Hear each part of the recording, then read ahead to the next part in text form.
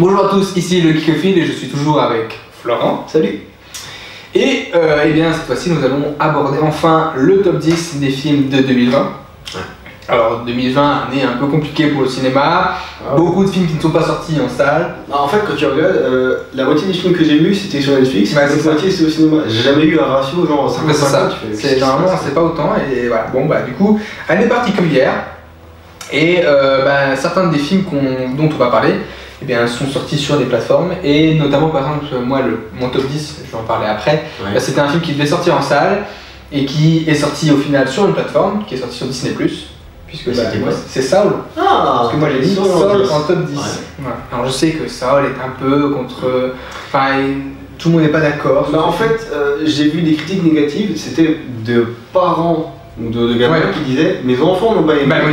Boum, on met une mauvaise note. Ouais. Attends, mais mec, et toi tu l'as aimé le film? Oh, je m'en fous, moi c'est surtout les gamins, est-ce qu'ils ont compris? Alors c'est pas forcément un film qui est orienté pour les gamins.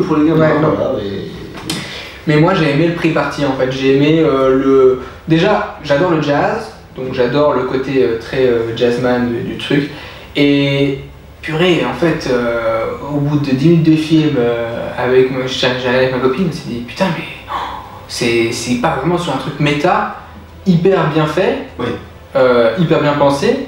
Et en fait, moi, je trouve que c'est super intéressant en fait, la mythologie qu'il crée sur la création d'âmes et les âmes avant, et en fait tout le long tu vas avoir cette idée de il faut absolument la petite étincelle pour aller sur Terre, et en fait on va déconstruire cette idée qu'un truc hyper fixé de l'étincelle c'est ça, et puis en fait c'est plus compliqué que ça. La et passion, qu'est-ce qu'on veut faire de voilà. Et c'est hallucinant, c'est vachement intéressant, c'est un film qui est très beau.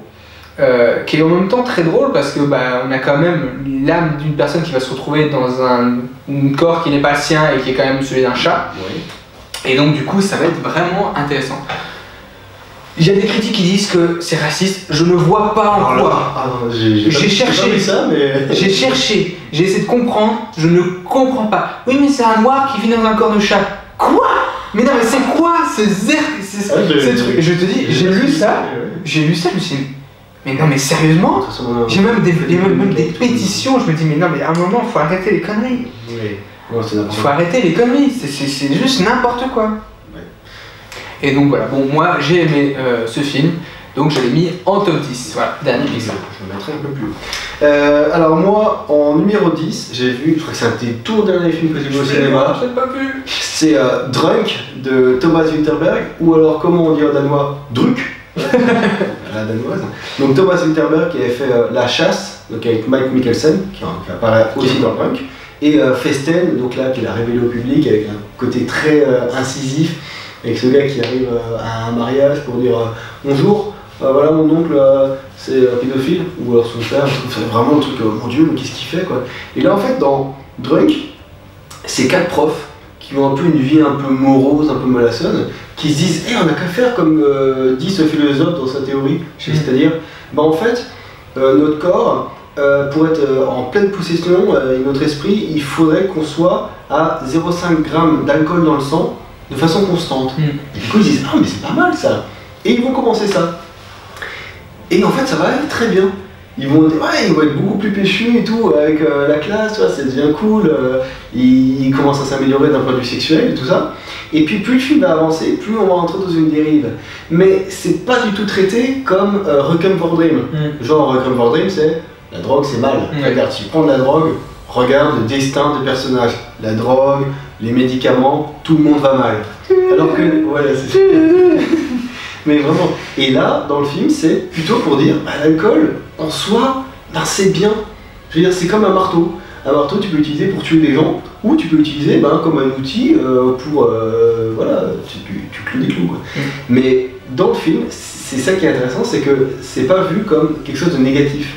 C'est vu comme quelque chose qui peut être bien utilisé ou mal utilisé, festif, pour s'améliorer, ou qui peut te détruire. Et tu vas voir le développement de tous ces personnages, même par rapport à leurs relations sociales. Et c'est très profond, tu as une scène de danse à la fin que tout le monde a à peu près cité, qui est magnifique. Vraiment, c'est une petite bulle de bonheur. On l'a mis en numéro 10, c'est petite pépite. Et moi je vais passer donc à mon numéro 9. Et mon numéro 9, j'ai mis un film français que j'ai vu juste avant la fermeture des salles, donc j'en ai pas encore parlé, c'est Adieu les cons de Dupontel. Et moi je trouve que c'est un très beau film, particulièrement pour Virginie Efira, qui est, je trouve, excellente dedans, et qui a un rôle qui est très touchant en fait. Alors pour résumer, c'est une femme qui a accouché quand elle était plus jeune, et ses parents, comme elle était mineure, en fait, ont signé le papier comme quoi en fait, le bébé ils le gardaient pas, ils l'ont mis à l'adoption. Et elle, en fait, elle va à l'administration et elle dit je veux retrouver ce bébé, en fait, je veux retrouver mon enfant. Parce qu'elle est très malade. Parce qu'elle est très malade, elle apprend qu'elle est très malade. Elle se dit il faut le Donc elle veut retrouver son enfant. Et en parallèle, il y a le personnage d'Albert Dupontel qui est un informaticien brillant, mais qui est dans une situation d'entreprise où en fait il se fait chier. À chaque fois qu'il veut une formation, en fait, on dit ouais mais en fait non, c'est pas pour vous, parce qu'en fait à chaque fois il y a des pistons qui font qu'il se fait passer devant. Et du coup dépressif, il tente de se suicider avec une carabine, mais il loupe en fait, et au lieu de se tirer dessus, il tire sur son voisin qui est donc dans le box à côté, et en face donc de Virginie Efira. Et du coup, de ça, ils vont se rencontrer, et comme lui il va être recherché parce que tout le monde pense qu'il a essayé de tuer son collègue, et qu'elle, elle veut avoir accès à des documents qui sont totalement inaccessibles parce qu'on lui dit ah mais non, vous n'avez pas le droit, c'est confidentiel, et ils vont s'unir et chercher cet enfant. Voilà, donc c'est un peu un film cavale, en même temps quête de sens, avec en plus l'histoire de l'aveugle. Voilà, c'est ça. J'ai bien été pris, peut-être l'humour qui est un petit peu répétitif par rapport à l'aveugle, on dit ah c'est bon, on a compris. Oui, là. Mais sinon, oui, ça reste touchant. Après, voilà, je trouve que le scénario est très intéressant. Et puis, on retrouve bien la patte de Dupontel, même si il a un côté dans la réalisation un petit peu, comment il s'appelle Jean-Pierre Jeunet. Un peu de Jean-Pierre Jeunet, c'est ça. Oui. Je trouve qu'il y a un peu de Jean-Pierre Jeunet dans la réal, mais on retrouve quand même 2-3 idées, un petit peu avec le vilain, etc. Quand même, on a des idées de réal qui sont similaires.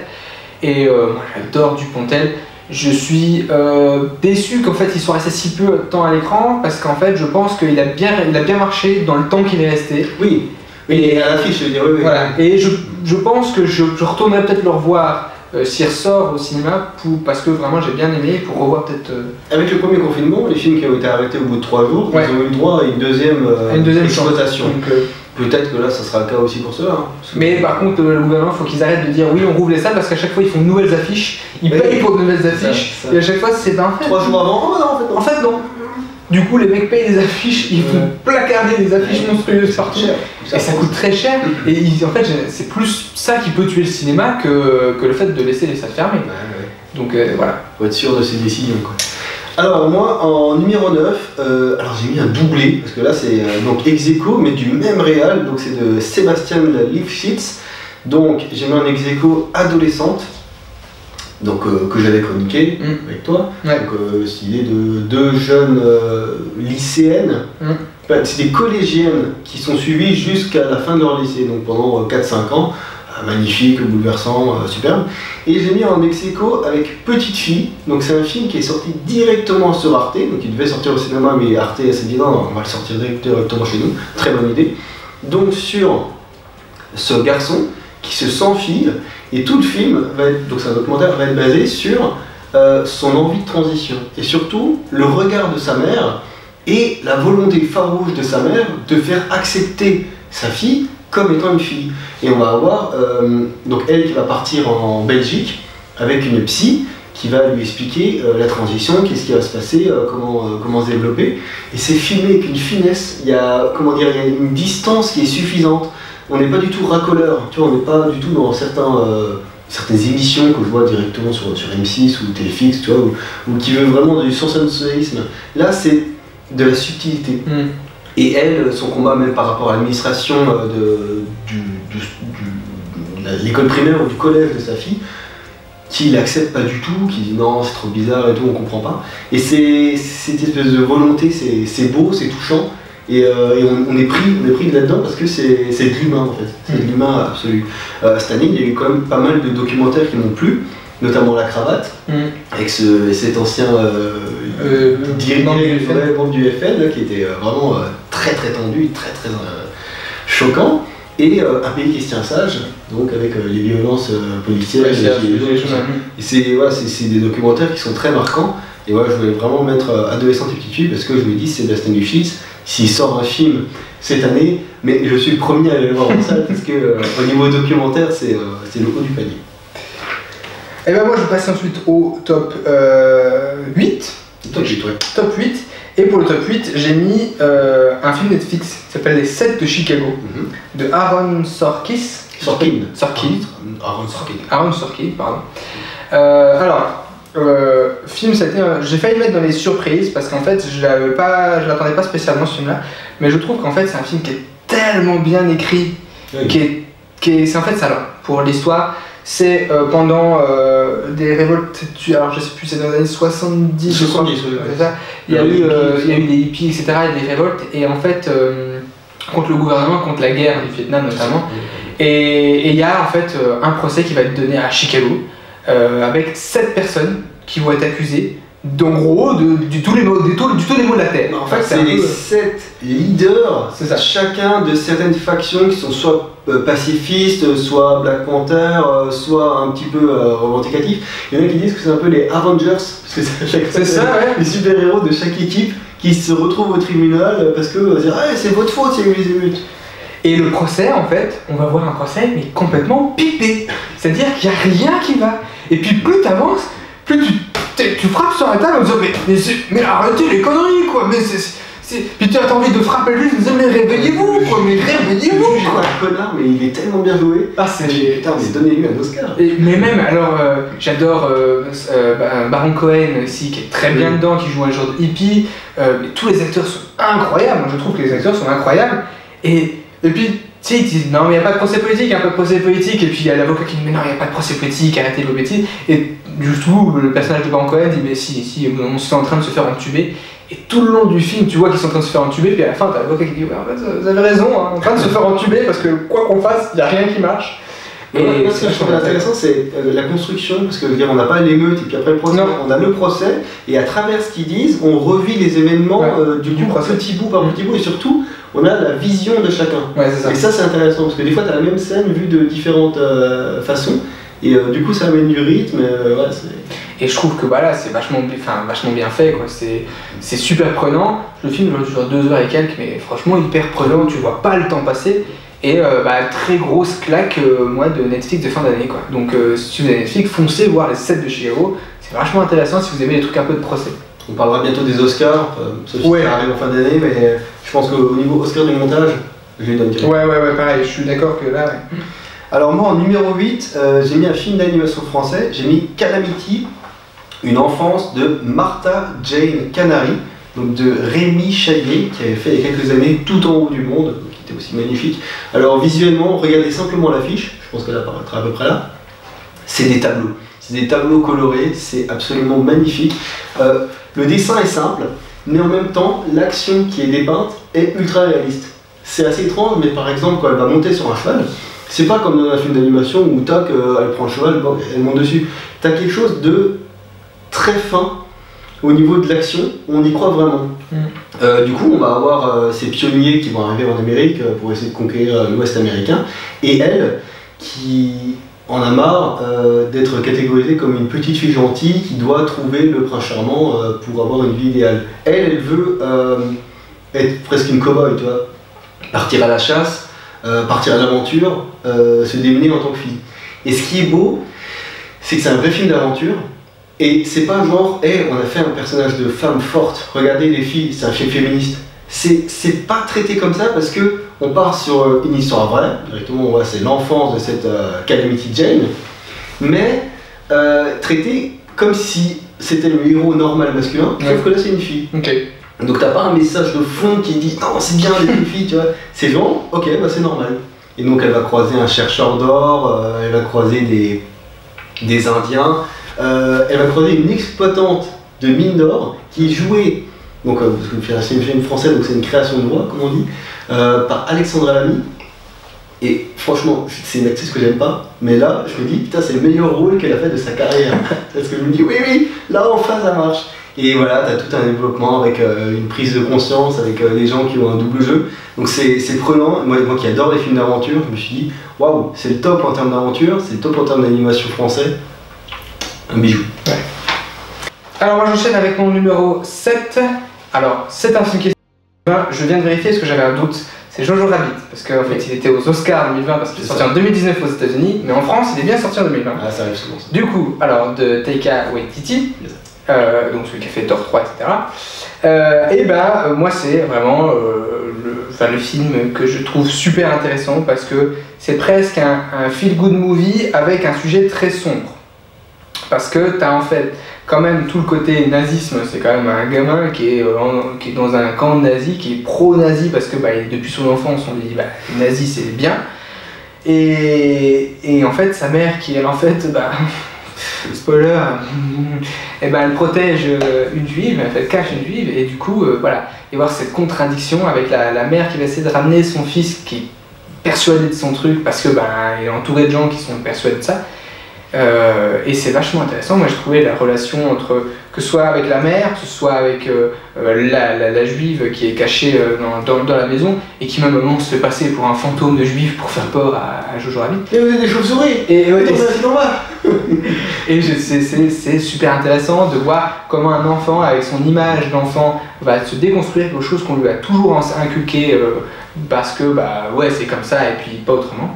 Et qui va déconstruire progressivement son idée en rencontrant justement cette juive et en voyant sa mère en découvrant progressivement que sa mère en fait va défendre ces juifs quoi. Et qu'est-ce que tu penses de ce costume SS de Sam Rockwell tout en froufrou rose à la fin? Ah oui, merveilleux. Oui, c'est vraiment plus le côté très folding de Taika Waititi qu'on retrouve et je trouve qu'elle est super classe quoi, super cool. Et il joue vachement bien Hitler. Oui, oui, c'est lui qui joue Hitler, ouais. Mais voilà, c'est vraiment un film très intéressant donc, que je recommande. Alors en numéro 7, j'ai mis Mignonne de Maïmouna Doucouré. Donc ça, on avait déjà bien parlé tous les deux. Donc là, c'est l'émancipation de l'enfant. Qu'est-ce qu'on cherche comme code? Est-ce que c'est bien de suivre les filles qui font du twerk à 10 ans? Ou est-ce que c'est bien de rester pro-religion ultra fanatique dans notre maison? Ou est-ce que finalement, ce serait pas mieux de vivre simplement une vie de jeune fille normale? Qu'est-ce que c'est bien tu vas choisir? Et voilà, le film est prenant parce qu'il est en tension totale. Et il y a des scènes où t'es comme ça. Ah ça va loin, d'accord, ok. Et oui, c'est la découverte de la féminité, la sexualité, tout ça, et ouais, bravo quoi, bravo. Et c'est un des rares films que j'ai vu avant Florent et que lui n'était pas convaincu, je lui dis mais va voir ce film, fonce. Très bon conseil. Parce qu'il apparaît dans un top, donc c'est un voilà. Moi il est un peu plus haut classé, mais je l'ai aussi dans mon top 10. J'imagine. Du coup, oui. Et du coup moi je passe au top 6 avec En Avant, donc un autre Pixar. Parce que vraiment le côté aventure, le côté, on en a parlé dans une critique, c'est que vraiment le côté un peu Zelda, le côté un peu aventure, donc avec des objectifs etc, qui est super intéressant, qui est super bien fait, et puis cette image, cette histoire de famille qui est très touchante, et Pixar, 2 fois dans l'année a réussi à me toucher avec Soul et avec celui-ci. Je l'ai mis celui-ci plus haut que Soul parce que j'ai presque plus versé ma larme En Avant qu'avec Soul. Parce que Soul, c'est vrai que c'est plus difficile quand même de se projeter, on va dire. En fait, c'est un concept philosophique. C'est alors que dans En Avant, on a plus concret, on a un but. Il y a un but. On s'attache à des personnages physiquement qui sont présents. Ouais, c'est ça. Et donc, moi, c'est vrai que j'ai adoré ce film. Donc, voilà. Et puis, si vous voulez en savoir un peu plus, allez voir la critique de je sais plus quel mois il est sorti. Faites le tour, regardez toutes les critiques. Voilà, toutes les critiques, il y a de quoi faire. Plus simple. Alors moi, en numéro 6, j'ai mis Play de Anthony Marciano. Alors là, franchement, quand j'avais vu l'affiche, quand j'avais vu Max Boublil, je me suis dit ouf, oh non, vraiment pas. Puis après, j'avais vu 2-3 youtubeurs qui étaient franchement, c'est bien quoi. Ils mettaient des 4 sur 5, 4 et demi. Oh voilà, mais qu'est-ce que ça a l'air bien. Je regarde le film et énorme claque quoi. Vraiment, j'avais l'impression de revivre mon enfance. Mais pas dans le côté genre regarde tout ce qui était joyeux, dans le côté même des fois un peu cringe. Ouais. Où, voilà, avec cette scène où il passe son permis ou alors où il se fait attaquer par un gars, une et on revit la Coupe du Monde, mais pas du point de vue des joueurs, pas du point de vue des médias, du point de vue des gars qui ont vu la foule. Et j'avais vraiment l'impression de revivre mon enfance. Ouais. Alors certainement, c'est un film qui peut pas forcément parler à mes parents. S'ils regardent le film, ils vont se dire ouais, bon, bah, c'était la vie de mes enfants.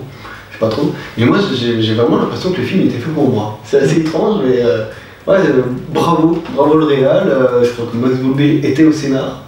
Mais donc bravo le scénar. C'est la troisième collaboration de Max Boublil et de ce réalisateur, avec deux très bons, avec Les Gamins et Play. Ouais. Et un très bof qui est la folle aventure, je crois que c'est la folle aventure de Robin des Bois. Ouais. Je regarderai juste pour savoir, mais je pense que voilà.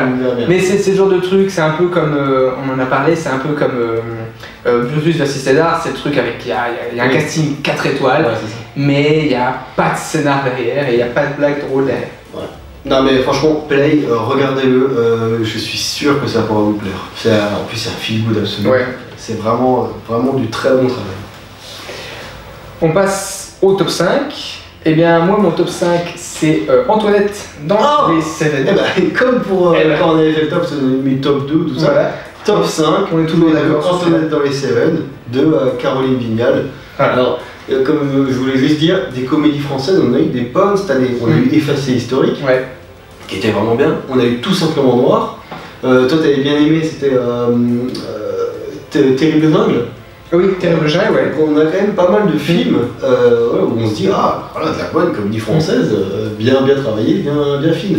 Mais Antoinette dans les Cévennes, c'est un cran au-dessus. C'est tellement, c'est super bien écrit, les acteurs sont géniaux en plus. Enfin, le fait que le scénario est même pas complexe, c'est même pas avoir un truc complexe pour arriver à un truc génial comme ça. C'est juste des situations, c'est des phrases, des fois même des petits détails qui sont très drôles. Et un personnage qui s'assume. Et on s'attache directement à elle. Ouais. En fait, on a l'impression de faire partie de cette petite bande qui a à faire donc ces voyages dans les Cévennes à dos d'âne. Enfin, quand l'âne veut bien marcher et pas être trop capricieux. Ouais. Mais oui, comme je disais, on suit la méchante, on suit la maîtresse. Et son développement de personnage, il est fort. Il est très très beau. Du coup, ça marche super bien et franchement, à voir. Bon bah on passe directement au numéro 4. Eh ben numéro 4, moi numéro 4 j'avais mis, du coup, je me plante, Play, du coup je l'ai mis aussi, mais un peu plus haut, parce que pareil je l'ai découvert après, parce que tu me l'as conseillé, et là cette fois-ci c'est l'inverse de Minion, c'est Florent qui me l'a conseillé et je l'ai vu après. Et ouais, c'est vrai que c'est vachement bien fait, et en termes de réal et tout, j'adore en fait, j'ai bien aimé la réal, le montage, et pareil si ça avait un César de meilleur montage, je pense que ça ferait partie au moins des potentiels meilleurs montages de 2020. Oui. Parce que franchement, l'idée avec les cassettes, et puis en plus on retrouve le grain, on retrouve même d'un point de vue sonore, vraiment le son qui pouvait être pris ou capté par une VHS ou une petite cassette qu'on mettait dans. Voilà. Tout est très réaliste. Et c'est ça qui est fort, on se dit putain, mais avec les technologies de maintenant, ils sont arrivés à recréer un truc ancien. Ouais, c'est franchement super bien fait. Et donc toi? Alors moi, mon numéro 4, j'ai mis Un vrai bonhomme, donc encore et en termes de cinéma français, on est de la classe. Que j'ai rattrapé aussi et qui est très très bien aussi, j'ai adoré. Donc Un vrai bonhomme, c'était le coup de cœur parce que un message de fond qui est fort. Moi je me suis dit en voyant l'affiche, ok, je vois très bien où ça va aller. Quand je vois le début du film, je me dis ok, d'accord, donc en fait il va être hanté par le fantôme de son frère décédé avec une espèce de culpabilité. Mais en fait tout le film est basé vraiment sur, comme je disais dans la critique, sur comment est-ce qu'on s'assume en tant que jeune qui vient de perdre son frère quand on arrive au lycée, je crois que c'est le lycée, et l'idée de virilité, l'idée de ah ton frère il était tellement bien, et, ah ouais vraiment il était vraiment cool, et il faut que tu sois comme lui. Et lui qui va être hanté par le fantôme de son frère en train de se dire ah bah oui j'ai qu'à être comme mon frère, quitte à m'oublier moi-même. Et le message de fond il est tellement fort, le titre du film, donc Un vrai bonhomme, qu'est-ce que c'est la virilité, qu'est-ce que c'est s'assumer, se développer, c'est très beau, très touchant. Effectivement je l'ai vu donc après sur Canal+, là récemment, et c'est perturbant de voir un sosie de soi. Tu vois, sur l'acteur principal, il y a une petite ressemblance effectivement. Et c'est un peu perturbant. On passe au top 3, je crois. Bah oui. Top 3. Eh bien moi top 3, je vais pas être je veux pas, dans le top 3, il y en a 2 qui ont déjà été cités. Voilà, C'est le top 3, c'est 2. Voilà, donc on en a déjà parlé. Donc voilà, je vais pas refaire pendant 15 ans, c'est un très beau film. Pour moi, 2 a réussi là où Amour n'a pas réussi à me convaincre. Exactement. Voilà, Amour de Michael Haneke n'a pas réussi à me convaincre, là où 2 a réussi. Et César de meilleure actrice, et les 2 nommés en meilleure actrice et non en second rôle, parce que les 2 sont un premier rôle en fait, il n'y a pas de second rôle. Et les 2 sont magnifiques et elles mériteraient les 2 le prix de meilleure actrice. Et franchement, même second rôle, celle qui joue la fille, j'ai oublié son nom, mais pareil, qui joue super bien. Et tout est très beau, tout est super bien. Et c'était pas le film non plus que j'attendais de l'année. Je suis tombé dessus par hasard. Et très belle surprise quoi. Alors moi, mon numéro 3, j'ai mis Soul, donc de Pete Docter et Ken Powers. Donc il faut quand même dire que Pete Docter, c'est déjà lui qui avait fait Vice Versa. Donc on retrouve évidemment les deux. Simplement, tu vois, Soul, quand je l'ai vu, je me suis dit, waouh, chef-d'œuvre absolu. Et puis, en y réfléchissant un petit peu après, je me suis dit, je sais pas, faudrait que j'envoie Vice Versa. J'ai vu Vice Versa il y a 4 jours. Je me suis dit, ouais, Vice Versa est quand même un petit cran au-dessus. Donc je me dis, bon, allez, ça joue à peine. J'ai préféré Soul du coup en avant, parce qu'il y a beaucoup de gens qui font comparaison vu que c'est 2 Pixar qui sont sortis cette année. Mais tu vois, en termes d'animation, cette année on a quand même eu ce film lituanien Ailleurs, donc ça c'était vraiment très profond, un film muet d'animation. Les Enfants du Temps, donc, qui était un très bon film japonais, d'animation, histoire de météo. Et là, Soul, oui c'est métaphysique, c'est de la philosophie. En fait, moi, tu vois, quand je suis arrivé en bac pro, je me suis dit, ah putain, c'est cool, j'aurais jamais de cours de philo dans ma vie. Et en fait, je me suis intéressé à ça par moi-même. Et en voyant ce film, je me suis dit, waouh, ça correspond à tous les concepts un peu flous ou un peu étranges de la philosophie. Et on a quelque chose de très profond qui va très loin, avec cette espèce d'escalier au début qui mène vers cette sphère blanche. Voilà, c'est très étrange parce qu'on dit quoi, c'est l'après au-delà ou c'est le retour au point zéro. Et quand j'ai vu le film, en fait ça m'a rappelé énormément une trilogie littéraire de Bernard Werber, quand il avait fait Les Thanatonautes, et surtout après quand il avait fait Les Anges, avec donc une espèce de comment dire, l'après-vie, les anges qui contrôlent un peu les humains sur Terre ou les âmes qui vont retrouver les futurs hôtes. Et je me suis dit, waouh, c'est comme si j'avais vu visuellement, je me suis dit, waouh, c'est comme si j'avais une espèce de retranscription un peu de ces bouquins. Et là, on a un truc qui est très touchant. Et donc, ton numéro 2? Et ben mon numéro 2, moi c'est 1917. 1917 parce que bijoux de réalisation, bijoux de costumes, de décors, enfin vraiment au niveau de l'ambiance, c'est un truc hyper immersif, hyper... il y a une ambiance qui est incroyable, on est vraiment sur le champ de bataille avec cette aventure quoi en fait, qui est pas complexe en termes de scénario, c'est un point A, un point B, on relie les 2 points et on suit 2 personnages qui vont aller de ce point A à ce point B et c'est super beau, super classe, c'est franchement super bijou de réalisation donc je vous le conseille. Alors moi en numéro 2 j'ai mis Uncut James de Benny et Josh Safdie, donc les frères Safdie, avec un Adam Sandler qui avait joué cette année dans Hubby Halloween qui est pas bon du tout, et je me dis putain, le même acteur, soit il est dirigé dans des comédies potaches de balles, ou soit là il se dit tiens mec, ça te dit de jouer dans un vrai bon film où tu pourras peut-être être nommé à l'Oscar et tout. Ah ouais, ok, pas de problème. Et là, boum, on a une réal qui est incroyable, qui est totalement immersive, dans une espèce de New York complètement déchaîné, avec du coup cette aventure folle de ce gars qui va avoir une gemme, donc une espèce de diamant, émeraude, tout ça, qui va le prêter à un joueur de basket, et après qui va essayer de récupérer cette gemme, tout ça, une espèce de course-poursuite déjantée. Et oui, c'est super bien joué, c'est super prenant, la fin elle est incroyable. Et je me suis dit en le voyant, waouh, c'est le meilleur film Netflix de l'année, c'est sûr. Et ça finit en top 2, c'est un des meilleurs films de l'année. Hubby Halloween, Uncut James, c'est merveilleux. Et puis en top 1, moi c'est Mignonne. Voilà, moi j'ai vraiment accroché avec ce film, c'est le truc magnifique en termes d'histoire. Le gros coup de cœur en sortant du cinéma, je me suis dit, Florent, faut que tu le vois ce film, c'est magnifique. Et pour la manière dont c'est traité, la manière dont c'est fait, Et puis pour encourager les gens à le voir, parce qu'il ne faut pas s'arrêter à l'affiche, justement l'affiche cheveux choquante exprès pour qu'on comprenne le message du film. C'est éviter une polémique à 2 balles basée sur genre ah on croit que et puis hop. Et ne vous arrêtez pas à la moitié du film, sinon vous ne comprendrez pas en fait vraiment le message du film quoi. Ouais. Le message du film c'est pas hyper sexualisé d'enfance, c'est au contraire. Mais je me rappelle on avait vu la bande-annonce ensemble et tu t'étais dit il y a une chance sur 2 que ça soit complètement foireux et malaisant et une chance sur 2 que ça soit plutôt bien fait et bien traité. Et au final c'est très bien fait et très bien traité. C'est ça ouais. On avait un peu peur du côté un peu drama, pas forcément bien fait, mais au final c'est plutôt bien fait. Et on en a déjà parlé aussi dans une critique, donc si vous voulez revoir la critique d'août, voilà, vous l'aurez un peu plus complet. Et du coup ton top 1. Et mon top 1, c'est 1917 de Sam Mendes, donc qui m'a jamais déçu, Sam Mendes, vraiment un très bon réal qui avait fait American Beauty, trucs comme ça. Et là oui, comme tu disais, c'est un film d'aventure, et c'est un film avec une des plus belles scènes que j'ai vues de l'année, et comme Asako l'année dernière, c'est un film qui arrive au début de l'année, qui s'est mis là, et tous les films après, mais ils sont passés au-dessus, ils ne sont pas arrivés à le dépasser, parce que c'est resté le meilleur.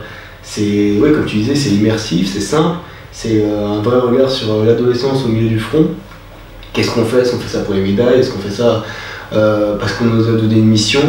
Voilà, il y a le gars qui fait un peu un cercle, qui part d'un arbre, qui revient à un arbre, tellement bien réalisé. C'est au-delà d'être les mots techniques, c'est une aventure, c'est ultra prenant. Moi j'applaudis tout le monde. Ouais. Bravo. Voilà. Bon voilà pour ce top 10 de l'année 2020. Ouais. Effectivement, celui de 2019 est sorti il n'y a pas si longtemps, mais on a eu un souci. On essaiera de sortir. Mais celui-là, je vais essayer de sortir plus rapidement. Donc, top 2020 terminé. On espère que cette année 2021 va bien se passer au cinéma. On espère qu'on pourra retourner au cinéma. Pour voir certains films qu'on attend depuis un petit moment. Oui. Donc voilà, on croise les doigts. C'était en tout cas le top 10 de 2020. C'était le Geekophile et j'étais avec Florent. Et on vous dit finité. Incantatem.